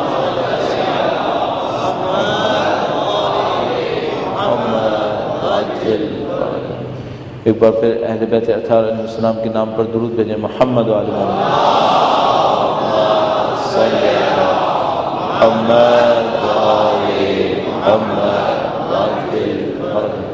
روایت پڑھی کہ امیر المومنین نے اللہ کے رسول کے بارے میں ارشاد فرمایا کہ انہوں نے مجھے 1000 باب تعلیم کیے اور میں نے ہر باب سے 1000 باب حاصل کیے، مشہور معروف روایت ہے۔ اور اس روایت سے شبیہ نہج البلاغہ میں کلمات موجود ہیں، نہج البلاغہ کے اندر حتیٰ یہاں تک موجود ہے کہ مولا امیر المومنین نے ارشاد فرمایا کہ میں اللہ کے رسول کے پیچھے ایسے ہی چلتا تھا جیسے ایک بکری یا ایک ناقے کی بچی یا ایک سمجھ لیجیے کہ چھوٹی عمر کی اونٹنی وہ اپنی ماں کے پیچھے چلتی، اس طرح کی ایک تعبیر مولا امیر المومنین نے نہج البلاغہ میں ارشاد فرمایا۔ تو یہ پڑھی گئی روایت کہ اللہ کے رسول نے مجھے 1000 باب تعلیم کی اور میں نے ہر باب سے 1000 باب اخذ کیے، کہا کہ یہ امیر المومنین کے حق میں تقصیر ہے، یہ مقصر ہے۔ کیوں کہیں مقصر ہے؟ اس لیے کہ انہوں نے یہ کہا ہے کہ امیر المومنین نے اللہ کے رسول سے سیکھا ہے۔ اب تصور فرمائی یہ جملہ کون کہہ سکتا ہے؟ اس کا مطلب ہے جو یہ جملہ کہے گا اس کا مطلب ہے اس نے کبھی نہج البلاغہ کھول کے بھی نہیں دیکھی، اس کو کچھ نہیں پتا نہج البلاغہ میں کیا ہے، اس کو اہل بیت اطہار علیہ السلام کی تعلیمات سے الف کا بھی نہیں پتا۔ اگر پتا ہوتا تو اس مستند خاص خوبصورت روایت کے اوپر کبھی اعتراض نہ کرتا۔ عالم یہ ہو گیا ہے کہ ایک غلطی میں مبتلا ہو گئے ہیں، اس غلطی کے غلط ہونے کو جہاں کہیں سمجھنے کا امکان ہو مد مقابل کو رد کر دیں گے۔ لہذا اگر یہ ثابت ہو جائے کہ نہج البلاغہ میں ہے تو اگلا قدم کیا کریں گے؟ وہ نہج البلاغہ کو بھی رد کر دیں گے۔ اب آپ کو یہ ہوشیاری دکھانی ہوگی کہ آپ ہر چیز ان کے ہاتھوں رد مت کروائیں، اس ہوشیاری سے بڑھیں کہ واپس آنے کا امکان بنے، ہر چیز ان کے ہاتھوں رد ہوتی نہ چلی جائے۔ یعنی مثلا پرسنلی میں ایکسپیرینس کر چکا ہوں کہ اگر آپ نے کسی بات کو ثابت کرنے کے لیے مفاتیح الجنان کا ریفرنس دیا تو سامنے آپ کو جواب ملے گا کہ 95% مفاتیح الجنان غلط ہے، کچھ بچے گا پھر شیعت میں سے؟ کیا ہونے والا ہے؟ ایک ایک بات کے اوپر جس کے اوپر کوئی بنیاد نہیں ہے چونکہ رائج ہو گئی ہے، پتہ چلے گا 80% اہل بیت کی تعلیمات ختم ہو گئی ہیں، نعوذ باللہ تعالی، کیونکہ ہمیں اس بات کی حفاظت کرنی ہے جو ہمارے درمیان رائج ہو گئی ہے، اور یہ نہیں ماننا ہے کہ ہم نے بھی کوئی غلطی کی ہے۔ ہم بہت حساس جگہ پہ کھڑے ہیں، اس اعتبار سے ہمیں بہت پھونک پھونک کے قدم رکھنا پڑے گا، ورنہ بہت بڑی مشکل میں مبتلا ہو سکتے ہیں۔ ابھی بھی جو مشکل ہے وہ کم نہیں ہے، لیکن بہت سخت مشکل میں مبتلا ہو سکتے ہیں۔ اور ہم اس لحاظ سے کئی محاذوں کے اندر زندگی گزار رہے ہیں، کئی محاذوں میں زندگی گزار رہے ہیں۔ کاموں میں سے ایک کام یہ ہونا چاہیے کہ سیرت کے اوپر مستند مطالعے کے لیے کچھ کتابیں ہمارے سامنے آنی چاہیے۔ الحمدللہ رب العالمین گزشتہ 10-15 سال میں، تقریباً 20-25 سال میں اہل بیت اطہار علیہ السلام کی سیرت کے حوالے سے، تاریخ اور سیرت میں ذرا سا فرق ہے لیکن ہم اردو میں دونوں کو ایک دوسرے کی جگہ استعمال کر لیتے ہیں، لیکن در حقیقت میرا اصل قصد سیرت کے اوپر ہے۔ تاریخ اور سیرت دونوں اہم ہیں لیکن سیرت زیادہ اہم۔ سیرت کے حوالے سے اہل بیت اطہار علیہ السلام کی ہمارے پاس کچھ کتابیں ہونی چاہیے جس میں ان کی زندگی کے یہ بنیادی نکات واضح ہو جانے چاہیے، کم سے کم کتاب ہو تاکہ اگر کوئی پڑھنا چاہے تو اس کے پاس دستیاب ہو۔ بچوں کی سطح پر اہل بیت کی زندگی سے واقعات کتاب کی صورت میں آ جانے چاہیے جس کو آپ کسی بھی صورت میں اپنے بچوں تک پہنچا سکیں۔ اچھے کاموں میں سے ایک کام جو گزشتہ چند سالوں کے اندر انجام پایا ہے وہ یہ کہ اہل بیت اطہار علیہ السلام کی حیات طیبہ پر کو بیان کرنے کے لیے کچھ مستند میڈیا پروڈکشنز لوگوں کے سامنے آئی ہیں، کہ اس کے ذریعے سے وہ سمجھنے کی کوشش کریں کہ اہل بیت کی حیات طیبہ کس طرح سے تھی اور اس میں ہمارے لیے کیا پیغام ہے۔ اور اس سلسلے کی جو نفیس ترین کام ہم کر سکتے ہیں وہ اہل بیت کی روایات کے مجموعوں کو لوگوں تک پہنچانے کی کوشش کریں۔ اہل بیت اطہار علیہ السلام کی روایات کے مجموعے وہ لوگوں تک پہنچنے چاہیے۔ جتنا زیادہ اہل بیت کی روایات لوگوں تک پہنچیں گی، مستند ترین ماخذ لوگوں کو ملنا شروع ہو جائے گا۔ اگر بہت سادہ سی بات ہے، اگر میں آپ کی خدمت میں صرف اپنے ذہن سے عرض کروں گا تو وہ ناقص باتیں ہو جائیں گی، وہ لوگوں کی شاید مشکل کا سبب بن جائے۔ لیکن اگر یہ چیزیں مستند ہو اہل بیت کی روایات کے اوپر اور روایات بیان ہو رہی ہوں تو پھر لوگوں کے لیے سمجھنے میں نسبتاً آسان ہے۔ اہل بیت کی روایات لوگوں تک پہنچنی چاہیے، اور جب ہم اس کام کو انجام دیتے ہیں تو ہم کسی حد تک کہہ سکتے ہیں کہ شاید 25 سال کے بعد ہم کسی بہتر پوزیشن میں آ جائیں گے۔ اب ہمیشہ اپنے ذہن میں سوچئے گا، جو کچھ آج آپ انجام دینے کی کوشش کریں گے کم از کم 25 سال کے بعد اثر ملے گا۔ 25 سال کم از کم رکھیے گا۔ جتنی بھی سوشل سائنسز کے اندر اسٹریٹجیز بنتی ہیں اور جو اسٹریٹجک اسٹڈیز ہوتی ہیں وہ 25 سال کو ایک پیریڈ کاؤنٹ کرتے ہیں۔ ایک پیریڈ 25 سال کا رہے گا، اس کے بعد پھر کوئی بات شروع ہوگی۔ اب ظاہر کمپیوٹرز کا دور ہے، ٹیلی کمیونیکیشن بہت اسٹرانگ ہے، لیکن اس کے باوجود انسان کی زندگی اسپیڈ سے نہیں گزر رہی، انسان کی زندگی اسی طرح گزر رہی ہے۔ ہاں، رابطے بہت زیادہ ہو گئے، لیکن تصور فرمائیے کہ اگر 25 سال میں کوئی انسان پہلے 25 سال کا ہوتا تھا، آج بھی 25 سال ہی لگیں گے، اس میں کچھ نہیں ہوگا، وہ اپنی جگہ پر ہی رہے گا۔ تو آپ کے سامنے بہت ساری چیزیں ہیں، آج محنت کریں گے تب کچھ مدت کے بعد پھر نتائج حاصل کریں گے۔ تو ہمیں یہ ہمیں زحمت اٹھانی پڑے گی، اور کل میں آپ کی خدمت میں عرض کرنے کی کوشش کروں گا کہ ہم نظام تربیت کے دوسرے حصے کو کیا دیکھتے ہیں، اور اس سلسلے میں ہمارے سامنے جو مشکلات ہیں وہ کیا مشکلات ہیں۔ اہل بیت اطہار علیہ السلام کی عظمت پہ درود بھیجیں۔ محمد و آل محمد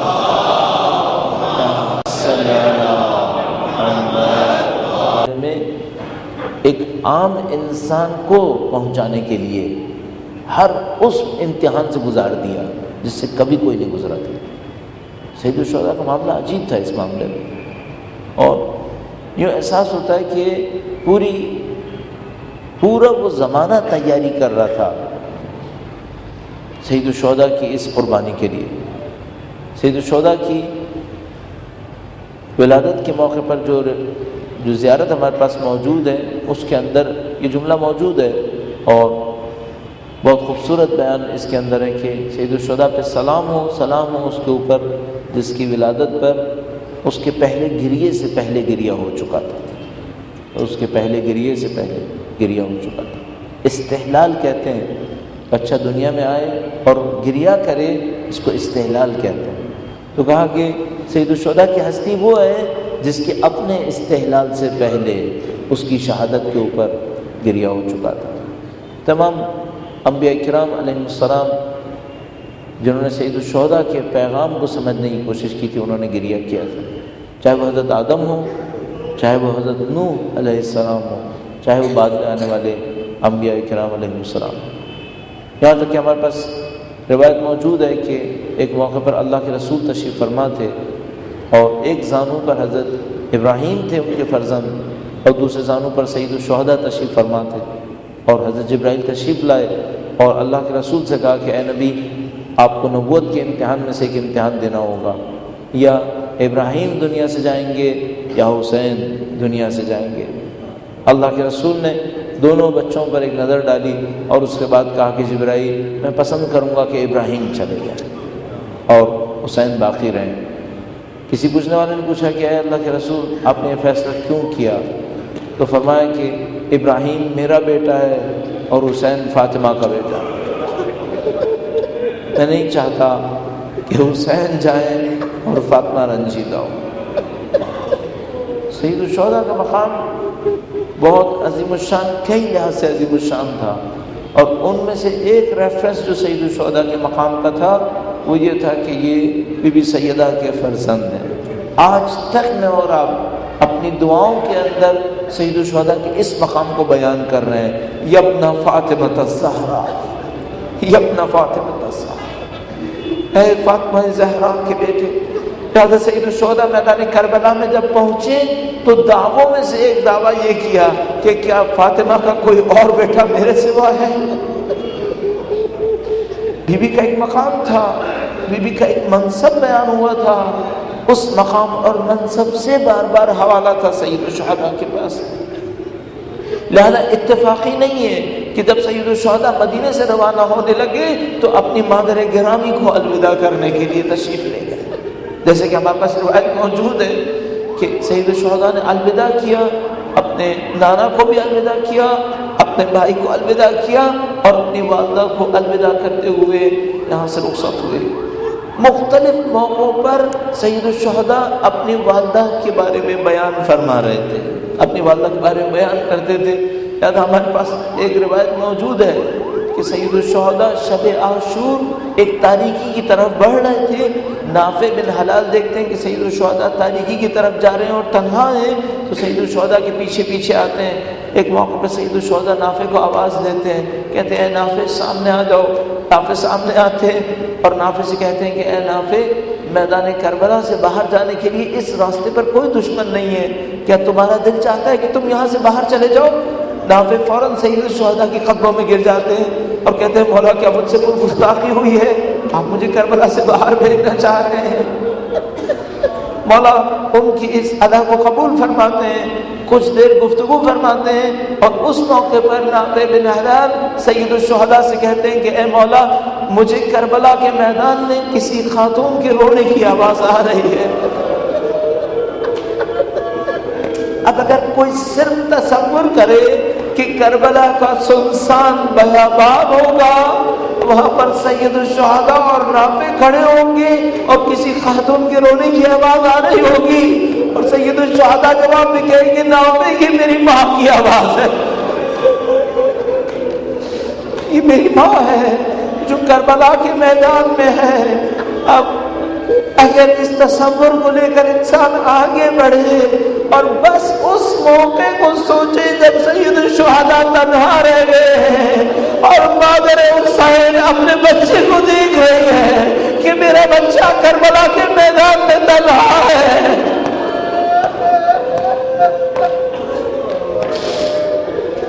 مسلسل روایات موجود ہیں ہمارے پاس۔ ایک انتہائی نفیس روایت جو اس چیپٹر کے اندر ہے، وہ یہ کہ ایک موقع کے اوپر بی بی سکینہ سید الشہداء کی صاحبزادی شام کے زندان کے اندر تشریف فرما ہے، ایک موقع کے اوپر روتے ہوئے خواب سے جاگ جاتی ہیں، نیند سے جاگتی ہیں، تو گویا دوسرے لوگ پوچھتے ہیں کہ اے بی بی آپ کیوں اس طرح رو رہی ہیں؟ فرمایا میں نے ایک خواب دیکھا ہے، میں نے خواب دیکھا ہے کہ گویا آسمان سے اماریاں اتر رہی ہیں، ان اماریوں کے اندر خواتین بیٹھی ہوئی ہیں، اور بیان کیا کہ اس کے اندر 5 خواتین ہیں، اور میں نے لوگوں سے پوچھا کہ یہ 5 خواتین کون ہیں، اور بتایا کہ ایک میں بی بی حوا ہے، ایک میں بی بی آسیہ ہے، ایک میں بی بی خدیجہ ہے، ایک میں بی بی مریم ہے، اور ایک 5ویں خاتون کے بارے میں فرمایا کہ وہ گھبرا کر چل رہی تھی، وہ گریہ کر رہی تھی، اور باقی خواتین ان کو سہارا دے رہی تھی۔ انہوں نے پوچھا یہ 5ویں کون ہے؟ فرمایا یہ فاطمہ زہرا ہے۔ بی بی فرماتی ہے کہ میں بی بی کے پاس گئی، اور جب میں ان کے پاس گئی تو انہوں نے ایک جملہ پوچھا اور کہا بچی بتاؤ تمہارے کانوں کے زخم کیسے ہیں؟ سید الشہداء کی صاحبزادی نے دشمنوں کے ظلم سے شکایت کی، اور مادر حسین نے بس اتنا کہا اب تمہاری مشکلات ختم ہو جائے گی، اب تم آزاد ہو جاؤ گی۔ سَيَعْلَمُ الَّذِينَ ظَلَمُوا أَيَّ مُنقَلِبٍ يَنقَلِبُونَ۔ پروردگارہ تو جو واسطہ محمد و آل محمد کا اس قلیل کو ہم سے قبول فرما۔ اے پاک پروردگار تو جو واسطہ محمد و آل محمد کا ہمیں اور ہمارے مرحومین کو اہل بیت کی شفاعت سے سرفراز فرما۔ اے پاک پروردگار جو کوئی جہاں کہیں بھی پرچم اعزا کو، پرچم اہل بیت کو سر بلند کیے ہوئے ہیں، بالخص مومنین بحرین کی، پاکستان کے مومنین کی جان مال عزت و آبرو کی حفاظت فرما۔ اے پاک پروردگار جو بے گناہ جیلوں کے اندر ہیں آزادی و رہائی نصیب فرما۔ ایک مومن برادر کے جو دشمن کی گولیوں کا نشانہ بنے ہیں، اور اسی طریقے سے انہوں نے فرمایا ان کی والدہ ہاسپٹل کے اندر ہیں، خدا سے دعا کرتے ہیں پاک پروردگار بحق بیماری کربلا اس مظلوم کو اور ان کی والدہ کو اور تمام دوسرے مرضا کو شفائے عاجل و کامل نصیب فرمائے۔ اے پاک پروردگار، تمام دعائیں تیری حجت کے لیے ہیں۔ پاک پروردگار، ان قربانیوں کے صدقے میں، سید الشہداء کے پاکیزہ ذکر کے صدقے میں، اس ذکر کی راہ میں بہنے والے آنسوؤں کے صدقے میں حجت خدا کے ظہور مبارک میں تعجیل فرما۔ ہمیں ہماری اولادوں کو ان کے جانثاروں میں قرار فرما، ہماری زندگیوں کا اختتام دین کی راہ میں شہادت قرار فرما۔ ربنا تقبل منا انک انت السمیع العلیم برحمتک یا ارحم الراحمین۔ اس پرآشوب دور میں، مادہ پرستی، نفس پرستی کے اس دور میں اہل بیت اطہار علیہ السلام کی درس متصل قرار دیا ہے۔ آج کی جیسی شب جب زیادہ تر دنیا فسق و فجور میں ڈوبی ہو اور خدا کی دی ہوئی توفیق کے نتیجے میں اور آپ دین اور سید الشہداء کے نام پر کسی محفل میں جمع ہوں تو یہ فرق واضح طور پہ احساس ہوتا ہے۔ اللہ کی دی ہوئی اس نعمت کا شکر بجا لانے کے لیے غیبت کبریٰ میں اپنے وقت کے امام سے اتصال کے لیے، ان کے ظہور کی تعجیل کی دعا کے لیے درود بھیجیں۔ محمد و علی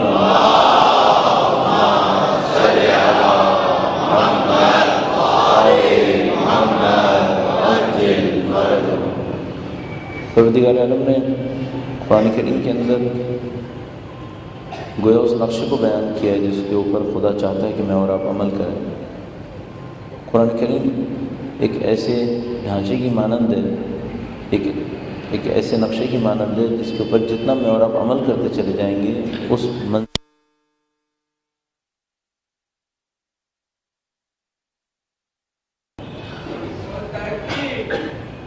اہل بیت اطہار علیہ السلام کی عظمت پہ درود بھیجیں۔ محمد و علی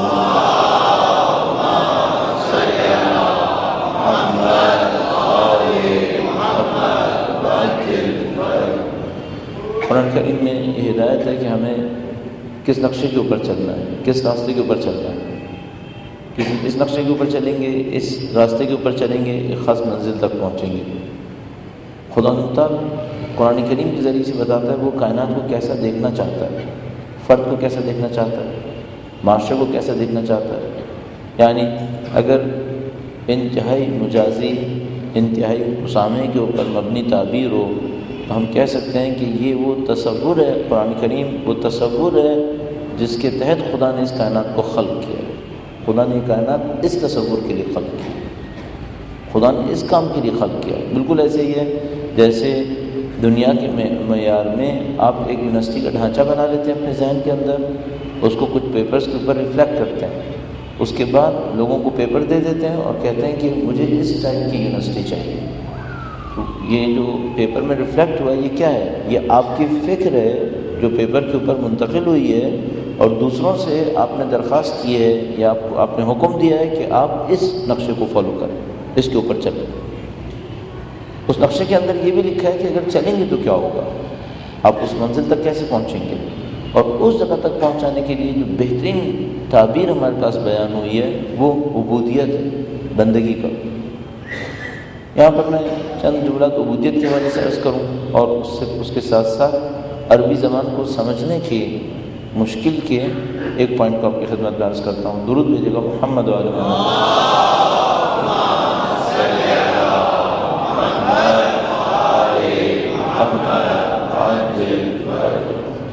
ہم لوگ معمولاً جب عربی زبان کے کسی لفظ کو دیکھتے ہیں اور کہیں ایسا ہو کہ اس لفظ کا کوئی سابقہ اردو زبان میں بھی ہو تو پھر زیادہ دیر نہیں لگاتے کہ اس لفظ سے وہی ترجمہ لیتے ہیں جو اردو زبان کے اندر ہے، جبکہ عین ممکن ہے کہ کسی زبان سے کوئی لفظ لے لیا گیا ہو لیکن ترجمہ وہ نہ بنے، ترجمہ اس کے برخلاف بھی بن سکتا ہے، بالکل الٹا بھی بن سکتا ہے۔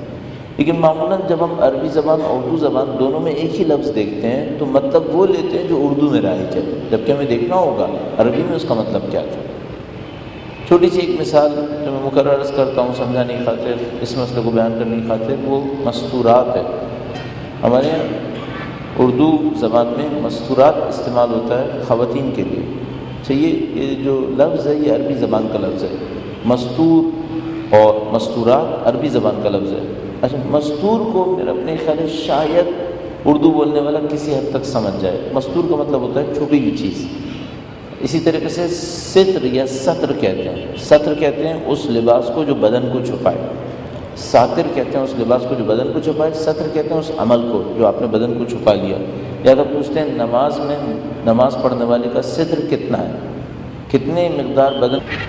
والصلاة والسلام على سید الانبیاء والمرسلین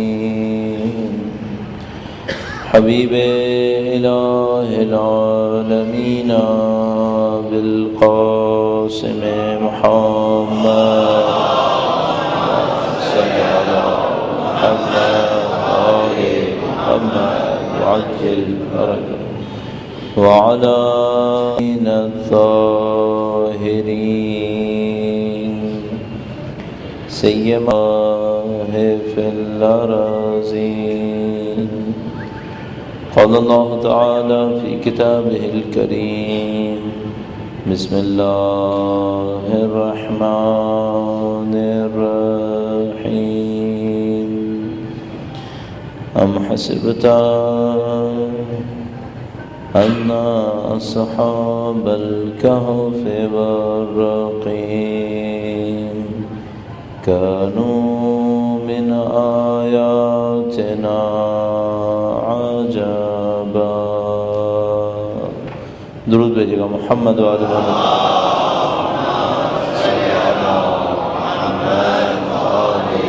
محمد عجل فرجہ. پروردگار عالم کا انتہائی احسان ہے ہمیں اور آپ کو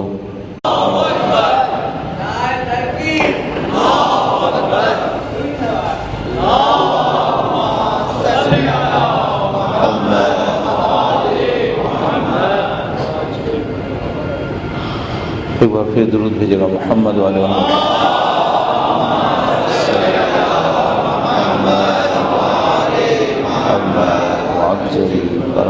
فاتحہ. بسم اللہ الرحمن الرحیم الحمد للہ رب العالمین. درود بھیجے گا محمد والے محمد.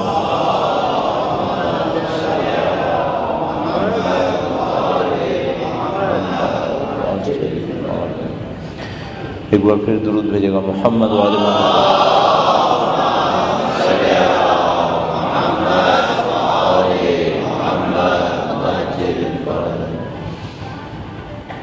أعوذ بالله من الشيطان الرجيم. بسم الله الرحمن الرحيم. الحمد لله رب العالمين